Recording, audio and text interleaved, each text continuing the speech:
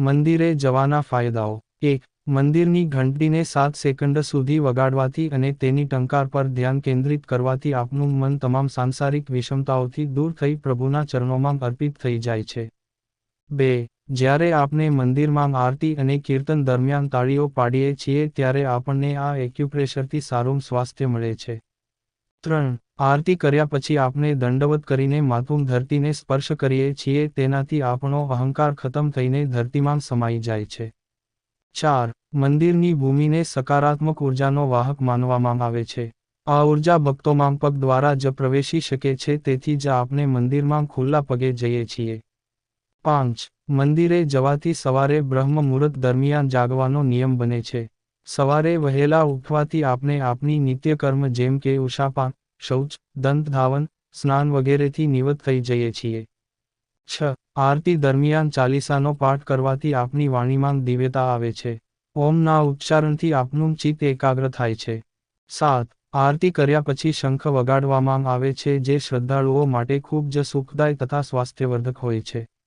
8. મંદિરમાં ભગવાનના દર્શન કર્યા બાદ આપણને તુલસી, ચરણામૃત અને પ્રસાદ મળે છે.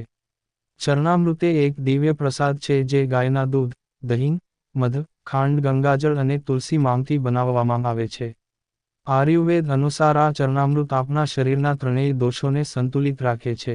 9. ચરણામૃતની સાથે આપેલ તુલસીને આપણે ચાવ્યા વગર વળી જઈએ છીએ જેનાથી આપણા તમામ રોગો સારા થઈ જાય છે.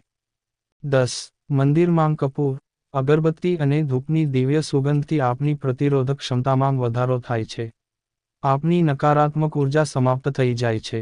11. સવારે ઉઠતાની સાથે જ આપણે તે દિવસના કાર્યની યાદી લખીને તેને મંદિરે લઈ જઈએ છીએ, ત્યાં તેઓ તે તમામ કાર્યોને પૂરા કરવા માટે કઠોર પરિશ્રમ કરવાનો સંકલ્પ લે છે. 12. મંદિરમાં અર્પિત ભિન્ન ભિન્ન ફૂલોના વિવિધ રંગોથી આપણને સુકન મળે છે. 13. મંદિરમાં પૂજા કર્યા પછી જ્યારે આપણે ભગવાનની મૂર્તિની પરિક્રમા કરીએ છીએ તેનાથી સમગ્ર બ્રહ્માંડની દૈવીય ઉર્જા ગર્ભસ્થાનના શિખર પર વિદ્યામાન ધાતુના કલશથી પ્રવાહી થઈને ભગવાનની મૂર્તિની નીચે દબાયેલી ધાતુપિંડ સુધી જાય છે અને ધરતીમાં સમાઈ જાય છે. 14. મંદિરમાં સૂર્યને જળ અર્પિત કરવાથી આપણને તેના દિવ્ય અલૌકિક કિરણોથી લાભ મળે છે. 15. જ્યોત ઉપર હાથ ફેરવ્યા પછી પોતાની ગરમ હથેળીઓને આંખ પર લગાવીએ છીએ. તેની હૂંફ આંખોની પાછળની સૂક્ષ્મ રક્ત પ્રવાહીઓને ખોલી દે છે, અને તેમાં વધુ રક્ત પ્રવાહિત થવા લાગે છે જેનાથી આપણી આંખોની દ્રષ્ટિ વધે છે. 16. ગર્ભસ્થાનની પરિક્રમા દરમિયાન આપણને આ બ્રહ્માંડીય ઉર્જાથી લાભ મળે છે. 17. આરતી દરમિયાન વગાડવામાં આવતી નાનકડી ઘંટડીથી આપણો પિત્ત દોષ સંતુલિત થાય છે. કદાચ આ જ કારણથી ગાય માતાના ગળામાં પણ ઘંટડી બાંધવામાં આવે છે કારણ કે સર્વમાન્ય છે કે ગાયમાં પિત્ત વધારે હોય છે. 18. આરતી કર્યા પછી આપણે જ્યોત પર હાથ ફેરવીને અગ્નિને સ્પર્શ કરીએ છીએ આનાથી આપણી કોશિકાઓને દિવ્ય ઉષ્મતા મળે છે અને આપણી અંદર વધતા તમામ જીવાણુ સંક્રમણ સમાપ્ત થઈ જાય છે. 19. મંદિરમાં ભગવાનને અર્પિત સુગંધિત ફૂલોની ખુશ્બુથી પાસ થઈને લાભ મળે છે તથા ઉત્સાહમાં વધારો થાય છે. 20. મંદિરમાં આપણે આપના જીવનના ઉદ્દેશ્યોનું પુનરાવર્તન કરીએ છીએ અને ઈશ્વર પાસે સફળતા માટે આશીર્વાદ માંગીએ છીએ. 21. દરેક મંદિરમાં આરતી બાદ ગૌરક્ષા અને ગૌહત્યા રોકવાનો સંકલ્પ જરૂર લેવામાં આવે છે. 22. જ્યોત પર હથેળી રાખવી એ આપણા દ્વારા થઈ ગયેલી તમામ ભૂલચૂકનું પ્રાયશ્ચિતનું પણ પ્રતીક છે. 23. મંદિરમાં જવાથી આપણી સામાજિક પ્રતિષ્ઠા પણ વધે છે. 24. પીપળો, વડલાના ઝાડને જળ અર્પણ કરવાથી આપણને ત્યાં ફેલાયેલો ખાસ પ્રકારનો ઓક્સિજન મળે છે. આ બધા એક દિવ્ય રૂપ છે જે વધારે માત્રામાં પ્રાણવાયુને ચારે બાજુ વિસર્જિત કરે છે.